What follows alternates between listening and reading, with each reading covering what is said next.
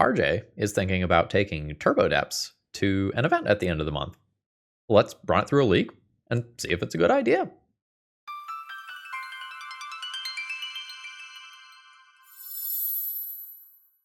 Hello, Phil from the future here. My recommended round for this league is round 5.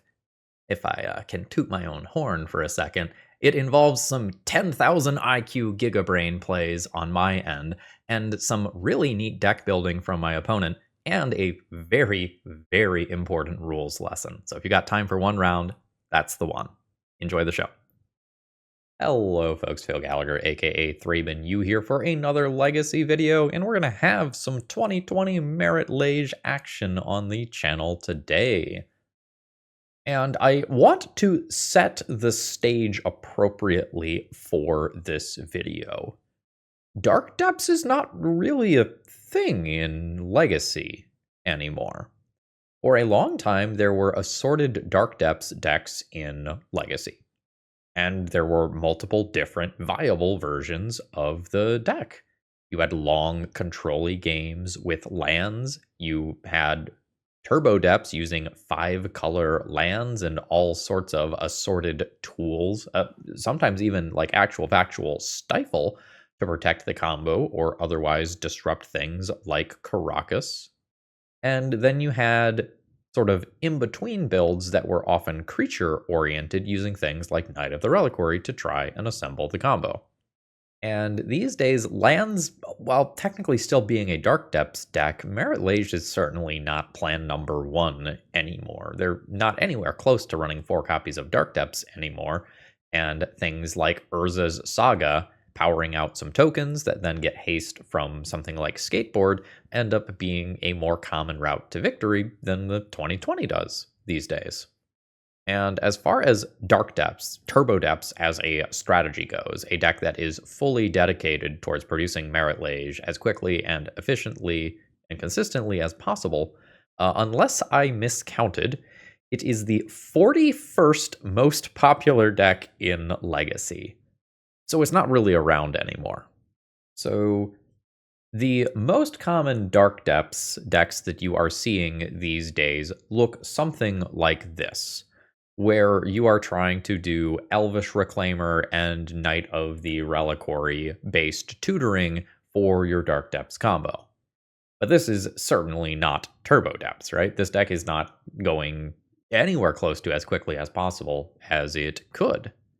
This deck is looking to play a longer game where you remove creatures and planeswalkers, and a decent amount of the time you're not actually going to kill with your Marit Lage. So when you look at Dark Depths on something like MTG Top 8, decks like this are what you are going to find, and which exact creatures any given build is running tends to vary a little bit. Well, this is certainly not what our donor RJ wants, so this is out. So if we go back in time about a month, Crucible of Words put up a 5-0 with a Turbo Depths deck that looked like this. That was just going very, very heavy on discard in order to punch a hole. But one of the things that RJ told me was that Once Upon a Time is out. That was just something that they had not had success with, and so I was supposed to look for a version that didn't have that. So the process of finding a deck list for this has been difficult. Rainbow Depths is all but dead, and this was the closest thing that I could find, but I was told not to play Once Upon a Time. So we're going to try to honor that request, but I am going to use this as the starting point for the build, as I think we have some decent game versus opposing combo decks if we max out on 8 discard spells. And I don't hate the idea of just making Marit Lage immune to most forms of removal. So we're going to use this same core, but try something different in some of these flex slots. Malevolent Rumble is a card that I have been playing more and more of in Legacy. It started as something that I tried out a couple of, and I was like, oh, this is good. And now it's pretty normal that every week or two we see a 4x Malevolent Rumble deck on the channel. And if we're not going to do Once Upon a Time, which I do think fits very well into the idea of I want to do my things as quickly as possible, then Malevolent Rumble is a slightly slower way to do the same sort of thing. You lose out on the ability to cast it for free at the beginning of the game, but it creates a token. And that doesn't sound important, but it could be. Dimir decks are all over the top of the metagame right now, and their best answer to a Marit Lage is probably going to be Sheoldred's Edict, which, for our purposes, reads each opponent sacrifices a creature token of their choice. If you are trying to protect your 2020 token, the 0/1 spawn can make you immune to Sheoldred's Edict. So I'm not entirely just being a crazy person in trying out Malevolent Rumble. And at the point where we're doing Malevolent Rumble, it's maybe not crazy to try a couple of Life from the Loams in the deck. This is something that Turbo Depths normally doesn't do, as it is a little bit slow, but I want to try it out and see how it goes. A lot of times, Turbo Depths will just do either Game 1 Pithing Needles, or maybe Game 1 Disruptor Flutes, in order to just have something proactive that you can play out to stop Wasteland. Instead, we're going to today say, okay, Wasteland me, I will try again. And we'll see if this ends up being good or at all viable. My expectations are pretty low here. Again, Dark Depths, 41st most popular deck in Legacy right now, like less than 1% of the format, especially if we are thinking about Turbo Depths in particular. And I think the last time I played, I generally speaking felt like I was just working so hard trying to win with Turbo Depths versus doing something else. We'll see how we feel today. But should you need any cards for this deck or any other Legacy decks, please consider checking out my sponsor, TOAMagic.com, and when you do, use promo code ThrabenU to save yourself a little bit on your order. I know that I recently picked up a bunch of sweet lessons because those Nick Fit decks aren't going to play themselves. Alright, let's battle. Alright, let's mentally map this out. So, turn 1, I play a land of some kind. Turn 2, I play Urborg, throw down Vampire Hexmage, and then go Spirit Guide, Crop Rotation, get Dark Depths, produce Marit Lage on turn 2. And we have backup stuff, or if the game goes long, that's fine. Is there a Surveil land in this? No, which I guess makes sense, right? Because you are trying to go fast. The spirit of the ETB tapped land goes against that. I will pass turn here. Storm. Don't see a lot of bad lands. A discard spell taking my Vampire Hexmage would significantly slow me down. To preemptively... Ooh, no, we are Reanimator. There is an Unmask. I believe targeting themselves. There is a Raph and Mikey. And the Bojuka Bog that I moved out of the main deck bites me in the butt here. Do I have Karakas? No, I have Talon Gates. So I could buy time by using Crop Rotation. I just kind of assume that if this gets to attack, I die. Fetch. Just get rid of this basic forest. This is just kind of what I can do for right now. And I'll phase that out. But this has just punted the problem down the line, unfortunately. So now I can play out a Vampire Hexmage, but I don't have the support that I need. So I don't exactly know what I'm playing towards here. This deck is also just going to have like Archons of Cruelty that can answer my stuff. So I can't really play out Vampire Hexmage in advance. I already have this half. Take a Lotus Petal, I guess, and put it into play. And pass. Presumably I'm dead. What a punish for not playing the Bojuka Bog in the main. I wanted one more green source because I was specifically worried about adding a bunch of Life from the Loams. It's Tramples, and Malevolent Rumbles into the deck. So I'm at 4. My opponent, well, was above 20, no longer is above 20. I think at this point my opponent's got it. If I produce a Marit Lage on my turn, which I don't even know that I can do anymore, I block one of these and I'm dead to the other. We got. We had 8 discard spells. We did not have any in our opening hand. Bojuka Bog can get in there. Ley lines can get in there. It probably becomes less important for me to protect from removal. That land can probably go. Probably don't need to try again here. And then I just like trim one Malevolent Rumble to make the numbers work. Yes, this is great. This plays turn 1 Dark Depths and one of these spells, turn 2 Dark Depths and another one of these spells, and then turn 3 does Thespian stage stuff. Let's see what my opponent's got going on. So they do not have a way to reanimate currently. My Inquisition is not going to be great here. I will take their Thoughtseize. That way, if they want to unmask, it requires 2 of their cards. Yeah, I would not be surprised if this is just a Surveil land. And they may or may not unmask me this turn. Because they might want to unmask themselves.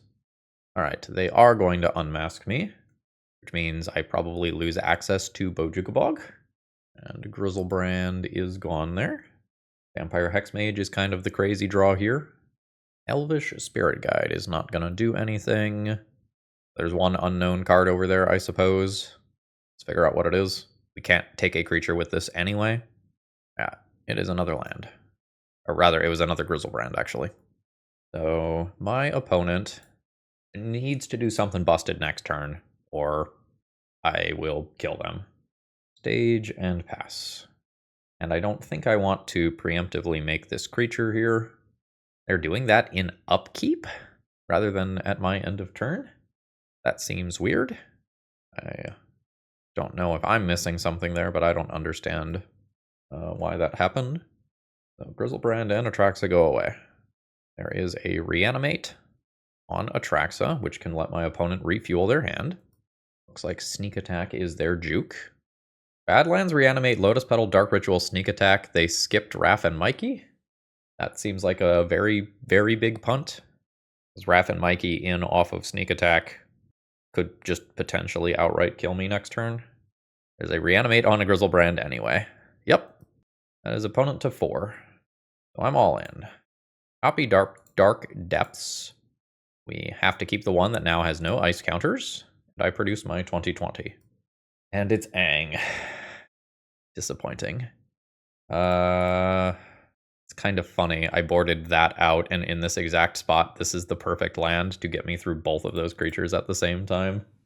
Tilt, tilt, tilt, tilt, tilt. I can prepare for next turn. In we go. Alright. I will now Sylvan Scrying and put a land into my hand. I will pick Talon Gates. That way I can phase out a blocker next turn. And it has to be 2 blockers here. With 1, I just beat that with Talon Gates. I use my Elvish Spirit Guide to play my card and then go in from there. I expect that I'm just dead to Sneak Attack this turn, though. So there is the Sneak Attack. My opponent has another Atraxa. It's going to allow them to look at 10 more cards. They didn't hit another creature, so I guess that's nice. But they could Grizzlebrand for another. Issue is that if they Grizzlebrand and miss, they die, right? Because they can gain 14 this turn, go to 25, and I can't kill them with Marit Lage. But if they Grizzlebrand and draw 7 and then miss, they are dead. So I'm at 4. If they have the Raph and Mikey that they just take off of their Atraxa trigger for free, they win. Alright.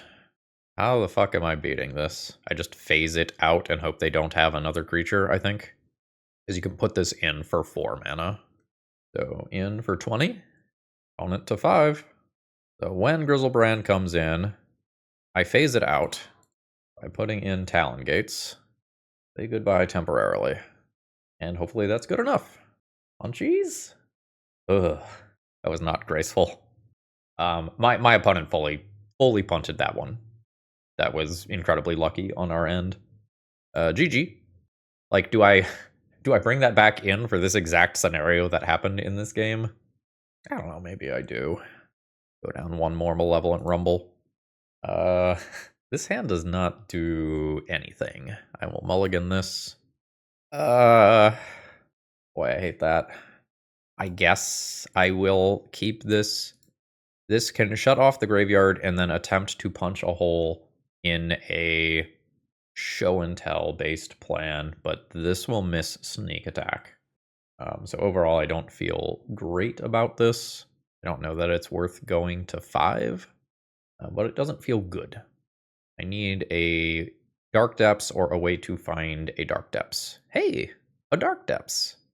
So now we're hoping to hit something like a show and tell here. Hey, something like a show and tell here. That just lined up beautifully. And I will put this pedal into play so that it can't be taken via a discard spell. When it hits another land, I will do Dark Depths. My opponent essentially gets 2 turns. They get this turn, and then on my next turn, I will make it. Yep, so they have junked a discard spell that's not going to do anything. A lot of tension here. All right. Crop rotation is a good draw. Actually, is that true? Yeah, no, I think that's true. Okay. That did not feel good. I did not feel favored, but we did get over the line and we won our first round. GG. Today's video is sponsored by moxfield.com. If you're looking to store your decks online, you're not going to find a better website. It's super organized and easy to use, and I sort everything that I do into a ton of format-specific folders, and you can customize the way that you use Moxfield to your liking. Whether you like text views or visual views of multiple different natures, Moxfield has it all. And it's so easy to use, you might even say that it's a snap. Okay, my opening hand this round has 2 things that are the same side of the combo. I don't think I'm going to keep a 7 that looks like this. Boy, this sure isn't Turbo Depths. I don't know that I mulligan that, though. We just wiggle our butts in for what is probably going to be a quite long game, by Turbo Depths standards anyway. And we kind of hope that we're not playing against combo. I think I am going to fetch immediately. I think I'll just get a basic. We will start the rumbling. Those sure aren't, do I just take the other basic, given where I have started off? Sure. That is proof of concept of Malevolent Rumble finding life from the loam, by the way. Like, that is exactly how I drew that up in my mind. We'll see whether or not it actually ends up being good. That's an entirely different story. We have a Polluted Delta gamer. You may thought sees my life from the loam all day. I will mill 3. I will life from the loam. I will get 3 lands back. But this is mostly just trying to fill up the graveyard. I can't do much with these. And even if I had something like an exploration, these lands aren't really the ones that do stuff and things. I'm trying to mentally figure out whether or not I would be happier to be paired against Dimir Tempo right now or Doomsday right now. I think I have more time versus Dimir Tempo on average. Opponent fetches. Well, we have solved the puzzle of which one my opponent is playing. There is the Doomsday to the top of library. I think I'm still milling at this point. Oh, none of those cards are the things that I am looking for. That is rather unfortunate. Do I have another Bayou in the deck? So I have 3 Bayous. Is there the last Bayou in graveyard? No. I think I do the marginal thinning of pulling one of these from my deck. And then I will loam that Verdant Catacombs back, but it has no text. I think this is just kind of legitimate unfortunate luck.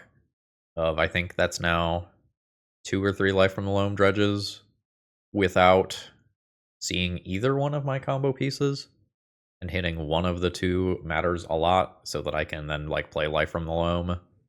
Yeah, so I think that's 2 dredges plus Malevolent Rumble for our 10 card graveyard there. And I think at this point I am looking to life from the loam into Ghost Quarter, and Ghost Quarter one of my opponent's Underground Seas, potentially fucking up their ability to cast spells easily. See if there's anything interesting going on here. All right, it is no creatures, just murder. .build. It appears that it's pretty likely that I'm going to die right now. So much for settling in for a longer game. My opponent can now do any sort of Edge of Autumn or Street Wraith type thing, and then crack their LED for triple blue, or we'll see both even. Now my opponent can consider their last card into their graveyard, draw the other one, and then there's Oracle. Easy win for my opponent. We did not have any discard to punch an initial hole, and once Doomsday is on top of Library, it is immune to your discard effects, so GG. I don't have an awful lot I can do here in terms of changing my deck for this matchup. Like, I can do Collector Oof, and that can mess with some piles. That's not overly exciting. It is also just something that attacks for 2 points of damage, which can be relevant if we end up going sad creature beatdown plan. I think I am willing to make this substitution. Don't know that I need Bojuka Bog. I also probably don't need this. Let's in fact pull that. Bojuka Bog at least taps for black mana. Okay. I don't think this one's good. I can crop rotation. Alright, theoretical. Turn 1 crop rotation for Dark Depths. Turn 2, I would need to hit a black source in order to make my Marit Lage. I think I just mulligan this one. Something with discard might just be better than this. Oof. This is a stinker, unfortunately. We are going to 5. And I can go Urborg, Inquisition. Then on turn 2, if I have to, a Malevolent Rumble off of Lotus Petal. I mean, I think I keep it. And I think I just hope we draw a little hot here, because this is definitely sus. My opponent has mulligan once, though. That's the good news. I'm just calling it out. This being a once upon a time so that it would be free here could really, really free up the strain on my mana from mulliganing 2-5. Oh, shit. All right. You've got it. That probably does not bode well for me. Like, Dark Ritual Doomsday, for example, here is real bad. That is a personal tutor. That can put a Doomsday on top, meaning that it is immune to my discard. They just personal tutored for flow state. Wild. I mean, instant sorcery, I guess it makes sense. That's awkward. I think that just is what it is. Collector Oof is not castable off of my current mana. Guess I will take the land. Land doesn't feel very good. I guess it's a land that I can sacrifice via crop rotation, though. Stage and pass. The harsh green requirements that I added into the deck, like, that's why I put that extra Bayou in over the Bojuka Bog for game 1 scenarios. If you're trying to play Talon Gates and Sajiri and Thespian Stage and Depths, while also playing a bunch of green stuff, you have to make some extra concessions to the green mana during deck building. Oh shit, I had a line. So I could have played Talon Gates, filtered spawn mana into green, sacrificed this for Dark Depths. I think that still works on my turn, though. Let's double check this. Talon Gates, phase out nothing. Urborg mana into green. Yeah, this still works. Or I can keep this one in case I need to use it and just do that with a Bayou or a Forest. That seems better. Pass turn. Personal tutor for flow state is wild. Not saying that it is wrong, just that is something that I don't think I would have expected from my opponents. So end of turn. There's a Forest. There's a crop rotation. Sacrificing said Forest. Opponent has 5 cards in hand. It is very possible that they can have a counterspell here, and they do, making my life a little worse. I'll pass the turn here. Opponent considers. And if nothing else happens at end of turn, I'm going to copy my Bayou just so that I have 2 green sources on the off chance that that becomes relevant. Another Underground Sea comes down. Stage becomes Bayou. Duress is kind of whatever. We'll take it, but it's not what I am looking for at this stage of the game. Ooh, that's a big hit. I will take the Doomsday. Now, am I keeping this? I might just put this into play despite the fact that it does nothing. There are perhaps Malevolent Rumble lines where I Malevolent Rumble into Collector Oof or something and I might want the extra mana. Opponent ponders. That is a personal tutor. So the pressure is on. LED comes down, and opponent passes the turn. That is a Boseiju. LED? I think I'm going to Boseiju LED now. Alright. Opponent declines to use the ability. Fancy that. Opponent still gets to Doomsday here, though, unfortunately. What did they reveal before? So I took Doomsday, seen Street Wraith. I think I have no idea what my opponent's last card is at this point. So there's some argument for waiting for the Boseiju until after the Doomsday, I guess, because my opponent could get the LED right back. But I don't want to put myself into this situation where my opponent casts Doomsday, cycles immediately, cracks, and then I never effectively have a time to use my card. That would be rather unfortunate. Well, see if this does anything. It takes a Dark Ritual, which is probably not relevant anymore. Attack out of spite. Get in for 0. 3 blue mana, cycle Edge of Autumn, cycle Edge of Autumn, cycle Street Wraith, cycle Street Wraith, and we're just fully at Thassa's Oracle. Our cards did not line up very well there. Opponent's personal tutor flow state line was sick. GG's. Okay, let's plot this out. Turn 1, some land, crop rotation it into Dark Depths. Turn 2, Thespian stage, Lotus Petal doesn't quite get me there. I've got the tools that I need, and we'll kind of see how fast of a game I need to play based on whatever my opponent is playing. With 3 land drops, Dark Depth stage and Urborg just fully gets me to where I need to go. Opponent ponders. So I could just go Urborg, Lotus Petal, Sylvan Scrying, get Dark Depths, and then outside of Wasteland, I don't need to worry about too much for the rest of the game. What do you think? Control player land? Lotus Petal, Urborg, Sylvan Scrying, the first counterspell point for my opponent. And if they don't counter this, their counterspells aren't super relevant for the remainder of the game. We are pitching Atraxa. So this is either some sort of Reanimator or Show and Tell deck. We will see if I get punished yet again for taking the Bojuka Bog out of the main deck. Oh, and Wasteland. Sure. Yeah, so opponent is Reanimator that has Wasteland in it. Well, apparently, Reanimator is on the rise. This is so this is so unfortunate. Alright, I will play a Bayou and pass the turn. I probably want to crop rotation this Bayou into Dark Depths. Tamiyo as well, sure. So it seems like opponent is trying to capture some of that essence of the previous Dimir Reanimator deck that has tempo elements and a Reanimator finish.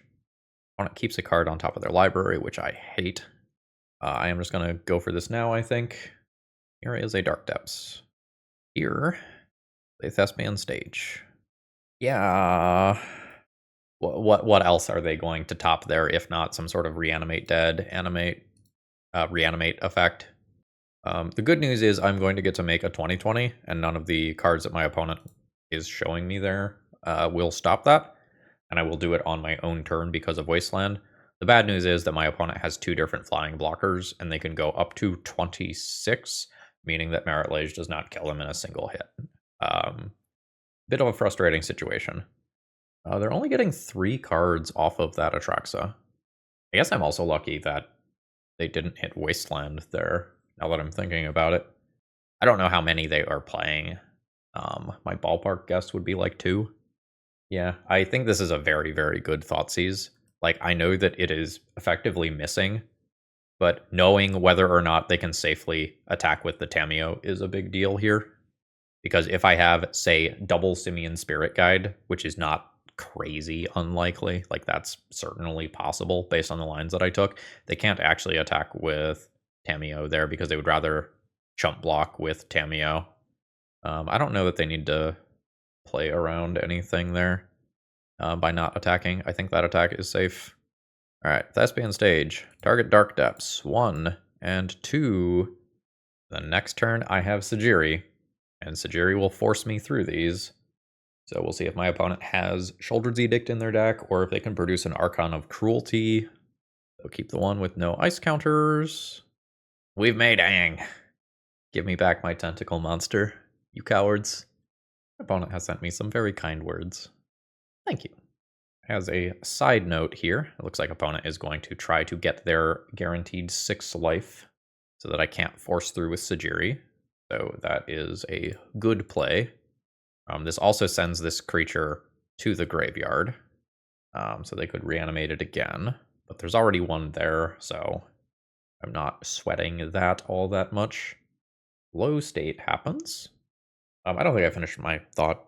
As a side note, something that I'm thinking about is doing some videos where I play against fans directly, and I would be recruiting from the people in my Discord server.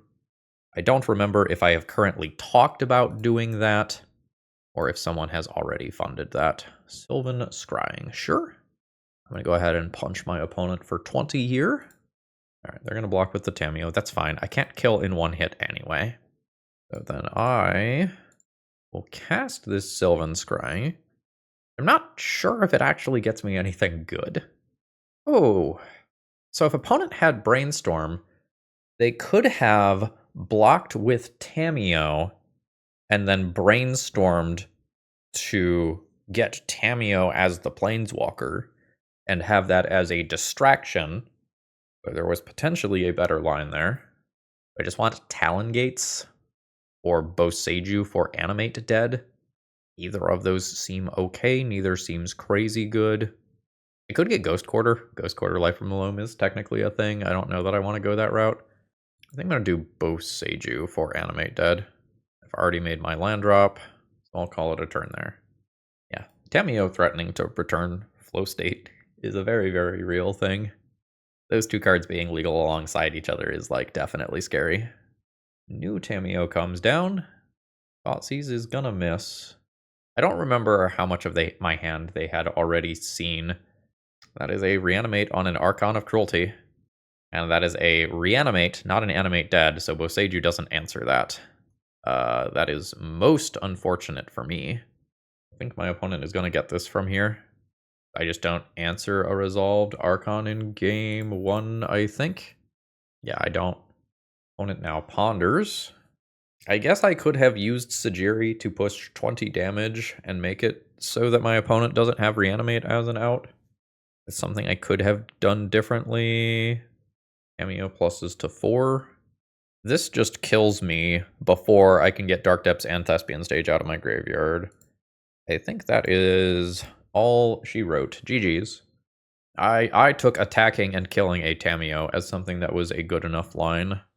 Maybe this was better. And then I use Sylvan Scrying to get Talon Gates to force the next attack through. It is crazy, absolutely crazy, how relevant not having the Bojuka in game 1 has been. 2 pairings versus Reanimator is rough. Alright, I've got 5 cards that I can bring in here before we start thinking about the Abrupt Decay type stuff for Tamiyo. I think I'm less interested in Duress specifically since it misses Tamiyo. And Leyline also does some incidental damage versus Flow State, so that's a thing. I think I'm less concerned about Ghost Quartering this opponent. There's one scenario where Ghost Quarter really matters, and it's where my opponent just sits on a wasteland and leaves a wasteland in play. And then in those scenarios, you can play Ghost Quarter their wasteland, and then activate your Thespian stage in response or whatever. Maybe that is enough of a scenario. Like, maybe that is likely enough that I can't take this out. I'm not sure what to cut. I'm going to get rid of this. I'm going to trim 1 life from the loam and 1 Sylvan Scrying, I think. So this goes. Turn 1, Inquisition you. Turn 2, play Thespian stage. Turn 3, copy. And has Dark Depths as backup from there. This seems fine. It does not have the ley line that I would like to start with, but hopefully I can just win this game. And then we can, maybe surprise our opponent with the Leyline for game 3. Oh boy. So that's Careful Study with 2 Animate Deads, and that's also Tamiyo with Careful Study that flips Tamiyo. Not great. I can take Animate Dead, and then it is hardest for me to lose to Careful Study. I think that is going to be my game plan. That's a pretty good hand, though. I am going to play this out, so I can't lose this to Thoughtseize. And we'll see whether my opponent wants to Thoughtseize me immediately or Tamiyo on 1. I imagine you want to Tamiyo on 1 to flip Tamiyo on 2, but you potentially need to Thoughtseize because letting me resolve a tutor here feels disastrous. Alright, no, opponent does go with Tamiyo immediately. So I will Life from the Loam back a land, even though it's not super relevant here. So kind of awkwardly, Tamiyo almost doesn't want to transform yet, because using it as a blocker versus a Marit Lage is a big deal. This is a sorcery? Oh, Ponder over Careful Study. Maybe that is intentionally to not flip Tamiyo. So the next thing that's kind of awkward is I can play around Wasteland by doing the Dark Depths thing on my own turn, but then that plays into Archon of Cruelty. So we might end up in a bit of a coin flip situation. All right, now there's the Careful Study. Anyway, finishing the thought, we might end up in a coin flip situation where I can play around one of the two things, and I more or less lose on the spot to the other thing. Okay, that is no creature in graveyard. That's great. Is this a destroy or exile? This is a destroy. That doesn't seem like a particularly potent thing. I will not mill here. I do not believe that I do that. With 1 more mana, I can do that. Having no creature in graveyard here, I think I play around Wasteland. Like, if there was a creature in hand, it would now be in graveyard. So I'm going to make my bed. My bed has a 20/20 tentacle monster in it, and we'll see how we feel about that. Monster lovers in chat absolutely losing their minds. Opponent can Tamiyo minus, pick up Careful Study, put a creature in graveyard. Hopefully it's Archon. Archon kills my thing. Like, that's a very strong path forward for them. Let's see if it happens. There is a Careful Study from hand instead. That is Archon to graveyard. We might have lost the coin flip. Yep, we have lost the coin flip. We played around the Wasteland. We got by Archon instead. And at this point, we just lose to this creature having been resolved. I don't have agency against it other than Boseiju specifically. So I could get 3 looks at Boseiju by dredging this. But if I do that, I have to spend my mana on it. So I think I just say no. What a fucking genius I am. Absolute genius. Never didn't have it. Alright, so here's the good news, bad news situation. The good news is I get Archon of Cruelty out of play. The bad news is my opponent has a Tamiyo at 6 and is a Reanimator deck, so they can probably just get it back. Oh man, what a good called shot on my end. Alright, Archon goes bye-bye. And now, if we weren't under so much pressure from Tamiyo, we could just, slowly Life from the Loam, get back stage depths, all that stuff. But we are under pressure, so, presumably once my opponent has drawn half of their deck, they will have enough access to Archon of Cruelty where it's not realistic for me to win. I think what my opponent needs is a Force of Will. I think if they can Force of Will my next Life from the Loam, they probably always win. What goes to graveyard there? Alright, just some junk. That is a Show and Tell. Hate that for me. Opponent puts in an Atraxa, and then can have Show and Tell for another Archon from there. Not having access to a Caracas in this list is also rough. I guess I need to naturally draw Dark Depths. Dark Depths activate at the end of my opponent's turn. My opponent will still just have half of their deck in their hand. Like, the way I see out is naturally draw Dark Depths, followed by naturally draw Sajiri. I think I say no, and I concede if I don't draw Dark Depths.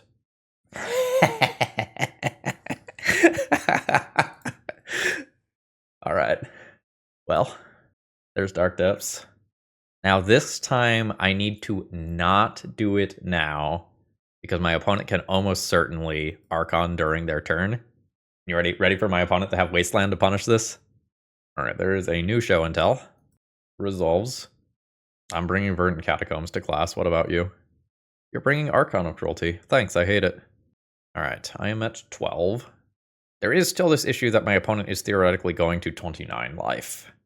So now, before my opponent draws Wasteland, I guess I do this. They've used one Archon already. Keep the one with no ice counters. And now I need my opponent in half of their deck to have nothing that gets Archon of Cruelty back. That's a tall order to say the least. I think we're dead here. Yup. Alright. GG's, we did our best there. We fell a little bit short. That is potentially 2 matches in this league that we lost for not having the Bojuka Bog in game 1. C'est la vie. GG. Just a passing thought I had before we get into this round.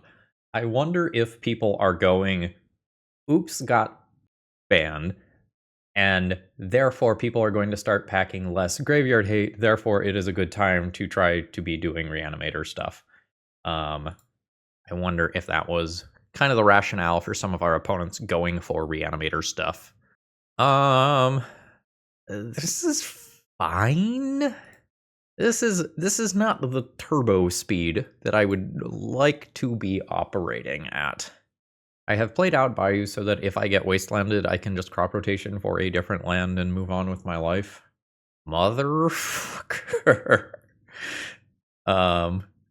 Please be a reasonable mono black deck. I'm going to become the Joker if I lose 3 matches in this league because I do not have access to game 1 Bojuka Bog. Urborg's fine. I will Sylvan Scrying for one of Dark Depths or Thespian stage, and then hope to live so that I can tap Bayou, crop rotation for Thespian stage, Dark Depths Thespian stage, and then I kill. Opponent to 12. And you, humble viewer, you thought the Oops All Spells rants were gone. Fucking wrong. They did not cut off all of the Hydra heads at the same time. There's so many different ways to just like cleanly tutor for your stuff that like it just doesn't super matter that you ban one of the 2 pieces. Anyway, so we died on turn 2 to post-ban Oops All Spells, and potentially could have died on turn 1 as well. Aren't we glad? Aren't we glad that we left Oops All Spells in the format as an opt-in experience? Aren't we glad? There's another BNR update in June. We can take the other half then and yeet this shit from the format. Alright, I need these cards, and I will probably play a Collector Oof as well. My opponent has a bunch of artifact mana, and potentially can pivot into Goblin Charbelcher stuff. I probably take out 1 colorless land for Bojuka Bog, and then I probably just take out some of the slower stuff here. Malevolent Rumble can technically dig for the Leyline, which is sort of interesting. I think that's just not what this is about, though. So essentially, all that changed about this deck with the build that we are playing against is that instead of having 3 mana required for Undercity Informer followed by a 1 mana activation, my opponent now has Beseech the Mirror required at 4 mana, all at the same time. Which I guess, to be fair, it does have some more requirements, like you also need to get rid of a permanent there, but that doesn't seem all that difficult. So this is turn 1 Thoughtseize You, turn 2 Thoughtseize You, and that's fine. I have 3 sides of the same portion of the deck, and I don't have a Leyline. I think I would keep this sort of hand on a 6, but I think it is worth looking for Leyline at least once. This is a thing. I can crop rotation for Bojuka Bog in the first turn cycle. I don't know that this is better than a Leyline hand. I don't think I'm mulliganing this one or anything, but I don't feel like this is amazing either. A piece of discard can just really mess me up here. Resolves, I guess. I can, like, surely you name crop rotation, right? So I could crop rotate for board here, since I'm going to lose this anyway. Like, crop rotation is just 100% the name. And that's very awkward. But this increases my goldfish speed by the highest amount. Sort of unfortunately, the Vampire Hexmage that is currently on the bottom of my library, well, at least before I shuffled, would be one of the better cards, given that I was forced into this situation. And my opponent figured that out as well. All right, there is a Lotus Petal. I could use that to Sylvan Scrying. I don't know that I am going to do that. I think I'm just going to save this for if I draw a discard spell for next turn. That way I could do my combo and make my opponent discard. Getting the Bojuka Bog right now doesn't really matter. Let's see if we're dead. Ooh, we might not be dead. That's great. I mean, that's a pretty good Cabal therapy. Unless I top deck a discard spell, there's very little I can do to disrupt my opponent here. So they can likely kill me on their turn 3.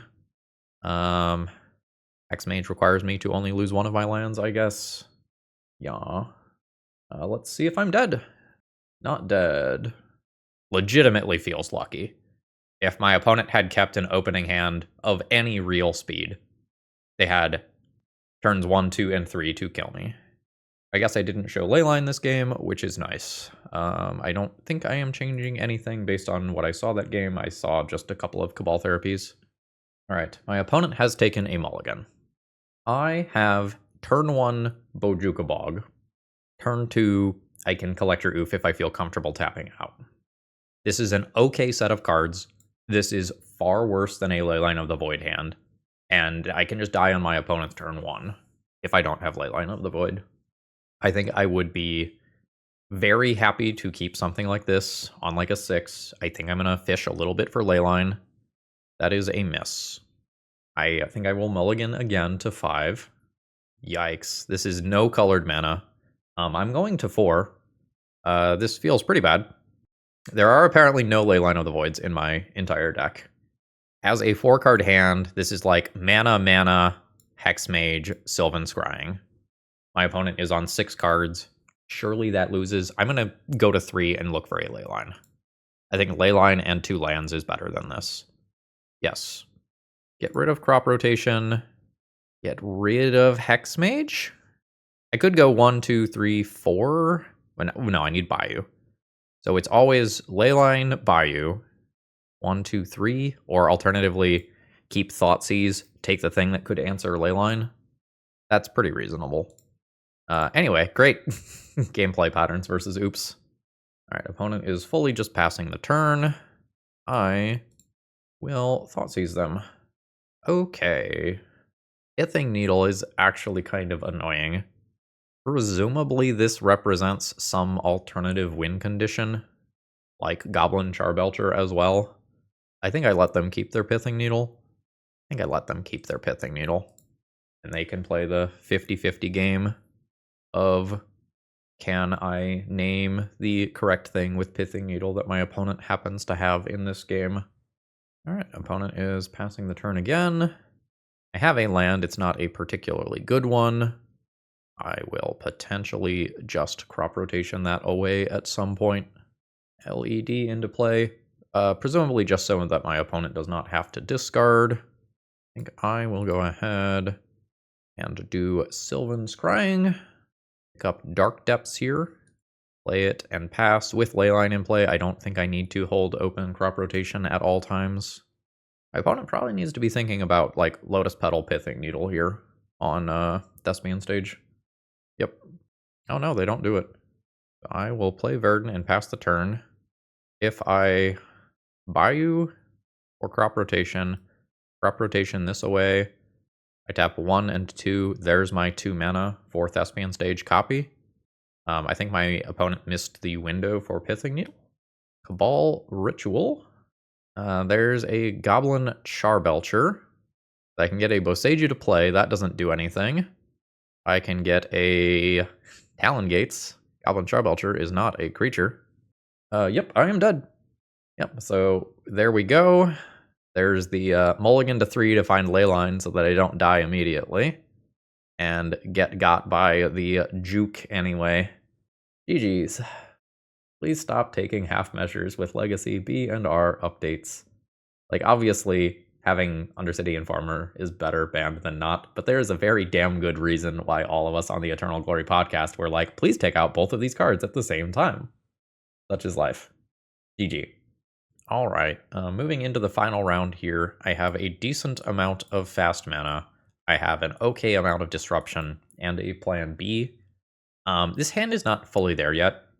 I think I'm willing to just keep it and hope that it improves. It does not take much. If this is oops again, and it is just 4 graveyard decks on the day that I, like, with great reasoning, move the Bojuka Bog to the sideboard, I'm gonna be pissed. It is a Tamiyo deck, making my opening of multiple Thoughtseizes significantly worse. Oh, Hexmage is cool. Hexmage is very cool. Let's see what's going on over there. So, Prismatic Ending is a 1-mana answer to Marit Lage. That's also kind of awkward, isn't it? So on turn 2, I go Lotus Petal Hexmage, Spirit Guide, Crop Rotation, produce my 20/20. My opponent will have multiple blockers for Marit Lage, and has Prismatic Ending as a potential answer as well. This is very awkward. I'm going to call it a turn there and not play out my Lotus Petal against my opponent's deck that has Prismatic Ending in it. And I know that my opponent does not immediately have white mana, so like I could attack the Ponder and attempt to keep them from getting more land drops, but that like still would leave them with 2 blockers, including potentially their own 20/20. I don't love that. Also, like, not having Karakas is just coming up left and right as well. I know I can only fit so many utility lands into the deck. Do I Thoughtseize? I have 4 total mana. 2 of it is towards Vampire Hexmage. 1 is for Crop Rotation. 1 is for Thoughtseize. I think I'm into that.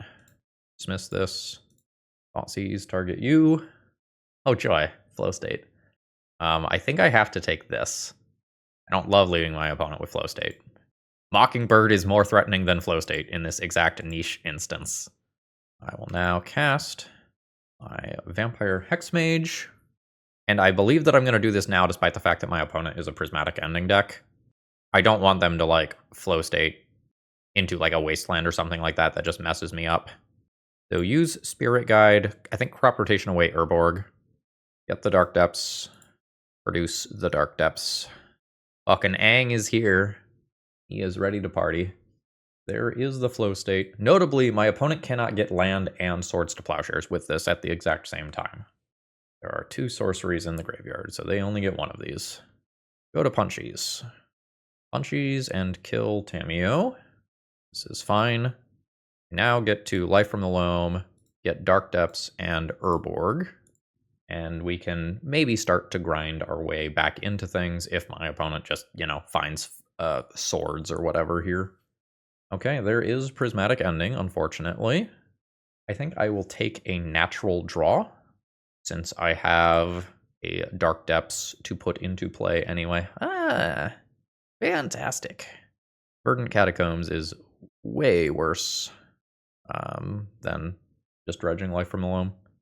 Oh, opponent's just going to wasteland me immediately. Sure. Opponent brainstorms. We haven't seen the way that my opponent kills me yet. Okay. That is going to finish my thought. So the remainder of my thought was, seeing Mockingbird is usually an indication that opponent has, like, Guide of Souls, Ocelot Pride type stuff, and there is the confirmation of that. I will pick up a couple of cards here. And my opponent going to 21 life is immediately a big deal, right?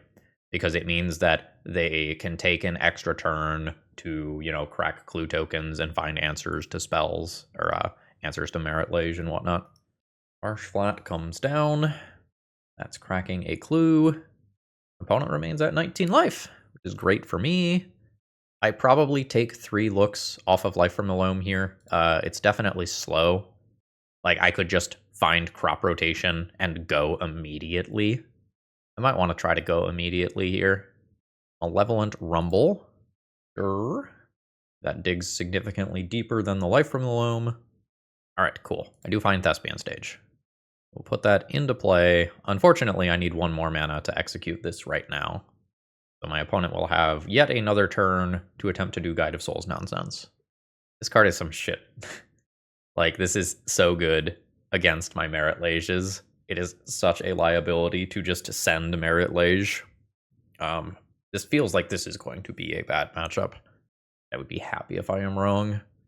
But my opponent is going to have life gain to go over 20 life, instant speed answers to Marit Lage. They have Wasteland as well. They have Mockingbird that can also just copy my Marit Lage.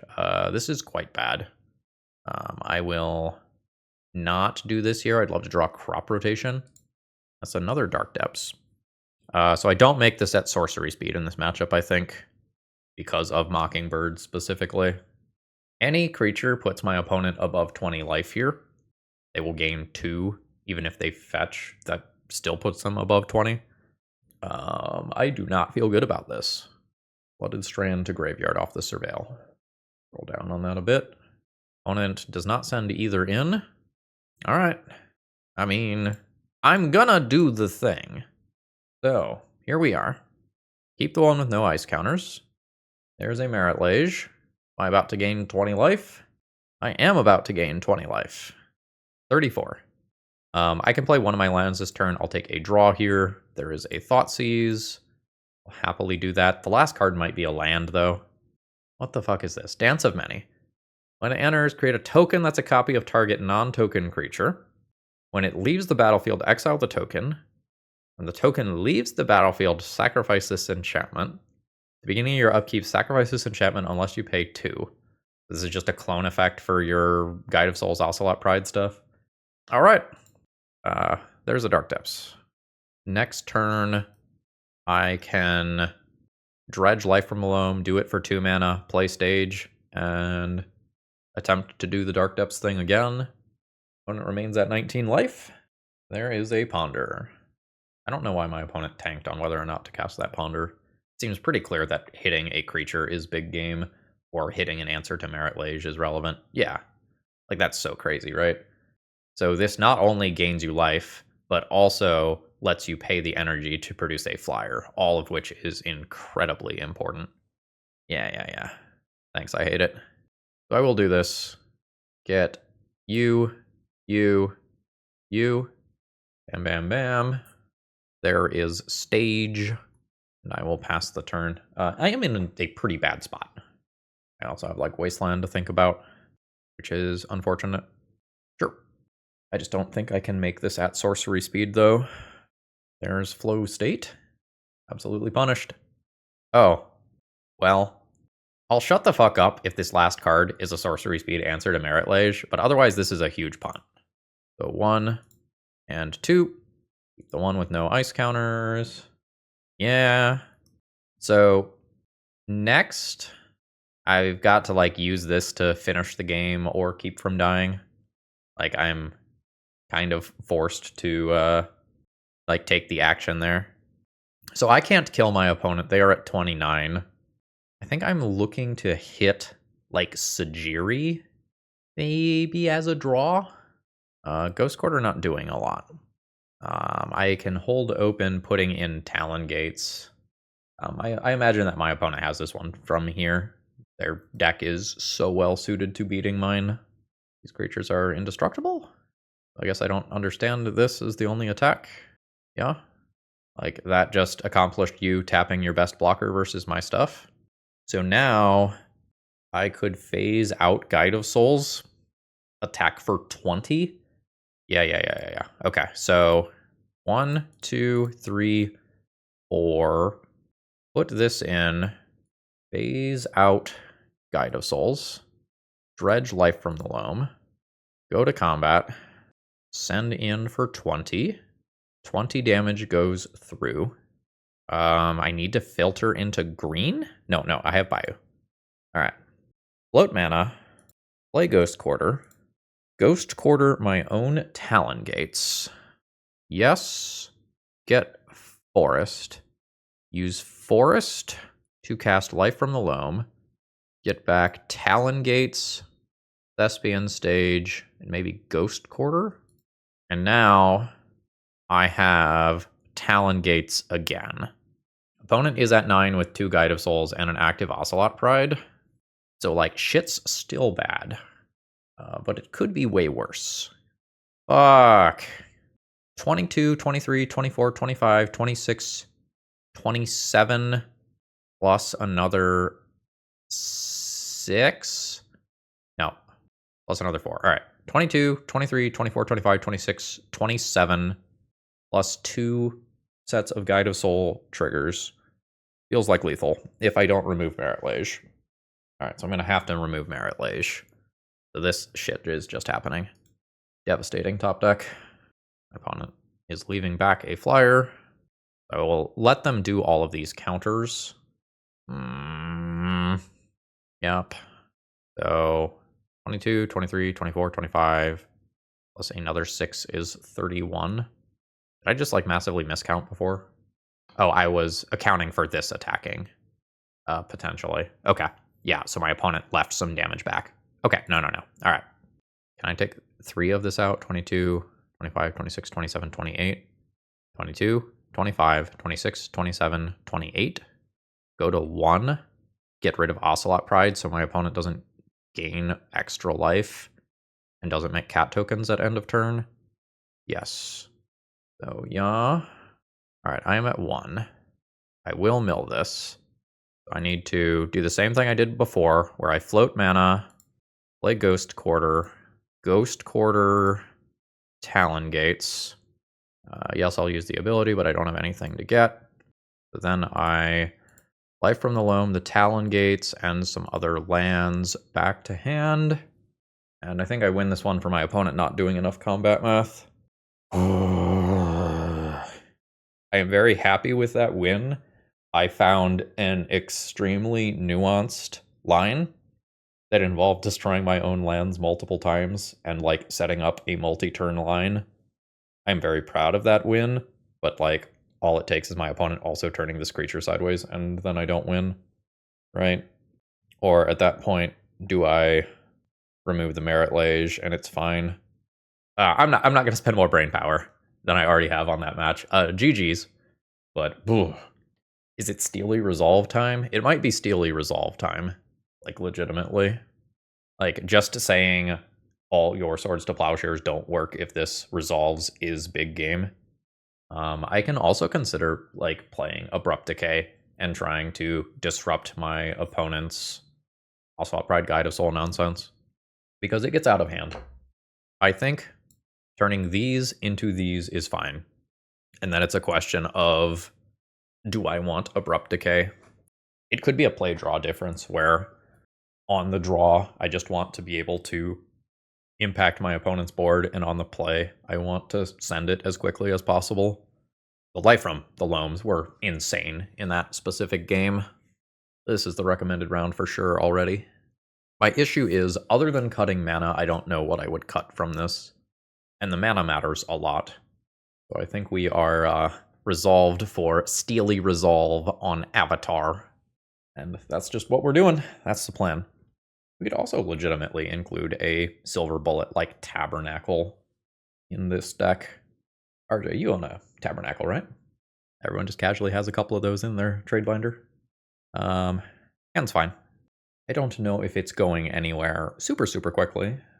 It has the potential to. I might just do all 3 of these cards on turn 1 immediately. Yes. Lotus Petal, Urborg, and I think I am just going to go ahead and grab a Dark Depths immediately. Seems like my opponent does not have counter spells.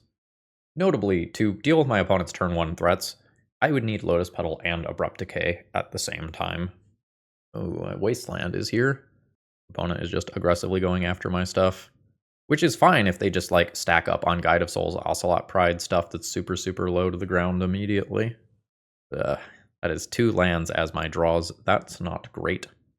I think I'm going to play out another Urborg, which makes my crop rotation very noticeably worse, but means that if I top deck Vampire Hexmage, I can play Dark Depths and just do it immediately.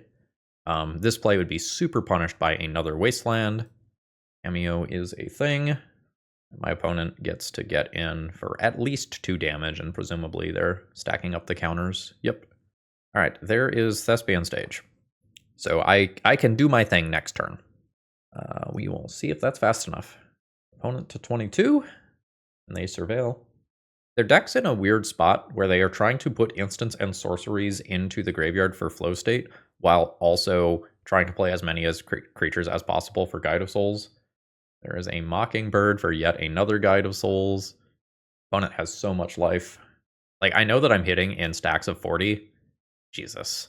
That matters a lot less when my opponent has 5 flying creatures in play on turn 4. Like, I'm just eating 6 damage this turn, right? I think it's correct to split these over different bodies for trying to force lethal through, just for what it's worth. I'm doing this now. If my opponent has anything else, they're just going to beat me anyway. Keep the one with no ice counters. Like, just swords as well. All right. All right. You got this one. GG. That was a brutal beating. On the play, I can consider Inquisition to try to take my opponent's stuff. I think I'm okay with that. I don't know that I want to try to out-control them. Like, I'd love to break this stuff up, but I just don't know that I have enough removal where that is likely. I think we're going to punch a hole and try to send a 20/20 in there. Does it mean I'm going down 2 mana sources to make this happen? I could go down 2 Rumbles, but they find the life from the Loams. I will go down 2 mana sources to make this happen. I still think I need the Steely Resolves. Yes. I presume that I just play Steely Resolve on turn 1. And I think I hide my green source temporarily. Alright, this is the Force of Will / Force of Negation check. They don't have it. Avatar, the Last Airbender, as Shroud. Now, my opponent's deck does have Prismatic Ending in it, meaning that they can remove this. This does not necessarily exist forever, but it's a big deal. My best draw would probably be Urborg. That is not Urborg. Malevolent Rumble is fine. Malevolent Rumble lets me do the thing next turn anyway. That is a Force of Will pitching a Ponder. That'll slow me down a bit. The Sajiri that's in my hand could be used to force my creature through opposing creatures. Oh, please Prismatic Ending this with 1 color. Rest in peace. Sure. Malevolent Rumble hit my Singleton Ghost Quarter. Alternatively, Sylvan Scrying for Ghost Quarter and Ghost Quarter their Wasteland. That's not like full crazy person stuff. I'm kind of into it. Mr. Percy wants to come in. Hold on. Right, apparently he doesn't want to come in. I think I am going to take that Sylvan Scrying line for Ghost Quarter. It's a little weird because my opponent replaces that land immediately. But, like, I have everything I need, and I have shut off one of my opponent's major avenues towards stopping me. The issue is that my opponent can just, like, vomit stuff into play, and it could potentially be very bad for me. It seems really weird to commit Ocelot Pride to the board and then Brainstorm afterwards. That almost certainly is wrong. For example, my opponent lost access to Brainstorm into Prismatic Ending. Take this out. All right, Lotus Petal is a big draw. All right, there we go. I think due to Mockingbird, I don't make this at sorcery speed. My opponent will go to 19 if they hit me, not 21. Okay, my opponent is doing that pre-combat. This is a flyer, though. I just let that hit me. I don't respond there, because they're going to be at 19, and I don't care if they make some tokens. But end of turn, you can have your 2 tokens. I will have Steely Resolved Aang. Keep the one with no ice counters on it. My opponent has consigned this. Now this is going to be kind of cool. My opponent has countered this trigger. Guess what? It still has no ice counters on it, baby! Triggers again immediately. Would you like to consign again? Oh yeah, consign me harder. This is hilarious. All right. Shroud. All right. My opponent gets to block. My opponent asked, why didn't that work? No, caught me too. My opponent lives to see another turn. In for 20. Opponent goes up to 20. which means I can go to 21 here, unless I do something about that, which I will. I have to get a little tricksy. I will get a new Dark Depths just in case. So now I've made my land drop. I can put this in front of Ocelot Pride and sacrifice it. Okay, I took a minute and I explained some interactions to my opponent here because we got into some weird stuff. They were very confused about why their consigns didn't work. And I've gotten the GGs from my opponent there, and they were like, oh, Jesus. The old Dark Depths lore of, like, stifle not necessarily working against that and you needing to stifle the correct thing was relevant in this league. And we, despite some tough pairings, put up a 2-3 finish. And if the Bojuka Bog is the main deck, this is probably at least a 3-2 finish. So, GG's. So let's go ahead and wrap this one up. Overall thoughts on the deck list. For what it is, not bad. For playing Turbo Depths that does not play Once Upon a Time, this is probably a pretty decent build. More generally, though, I don't know that I felt like I was playing an amazingly strong deck today. It seemed like, incidentally, my opponents had stuff that made my life difficult. So, for example, Guide of Souls Ocelot Pride, bringing my opponent to above 20 life, is very, very common in this format, right? Like, energy is a... I don't want to get this wrong, so I'm going to look it up because things have changed a bit recently. Energy is about 6% of the metagame right now, about a top 5 deck in the format. Again, things are changing. We just had a BNR shakeup. Tamiyo is everywhere. Tamiyo is one of the most played creatures in the format, and Tamiyo, in addition to everything else she does, just happens to also be a flyer that can block Marit Lage. There's 2 different popular tempo decks, with Dimir Tempo being actively good, and Izzet Tempo perhaps not being that good, but people are playing it a lot anyway. And those are going to be matches where you expect to see Wasteland. A bunch of the other, like, mid-rangey flow state decks are playing Wasteland as well. There's not too much Swords to Plowshares running around the format. You're still going to see it. But, you know, I expect more Lightning Bolts and Fatal Pushes than Swords to Plowshares right now. So while many removal spells don't interact with Marit Lage, I think there's still just enough stuff floating around in the format that it doesn't make a ton of sense for Marit Lage to be your primary win condition. So accordingly, I don't know that I would recommend Turbo Depths in any capacity as a competitive tournament deck. This is, I think, a decently constructed deck list if you want to play Turbo Depths. Apparently, you need the Bojuka Bog in Game 1, which is hanging out off screen here in shame currently. But if you're trying to get that into the main deck, I don't think you can cut a green source. Like, I added a green source into the deck specifically to help with casting the Malevolent Rumbles and Life from the Loams that I added. The Life from the Loams were of mixed utility today. They had some games where they were amazing and some games where they were quite slow. The Talon Gates Ghost Quarter recursion line was like chef's kiss beautiful. Like, the Life from the Loams enabled that. That was really cool. I think I am happy with the core of the deck. I think I am happy with the 8 discard spells as Game 1 protection. This could probably be adjusted to your local metagame if you do want to play something like this. So, for example, if there's not a ton of spell-based combo, but there is a ton of Wasteland, you could consider just 4 Game 1 Pithing Needles or 4 Game 1 Disruptor Flutes.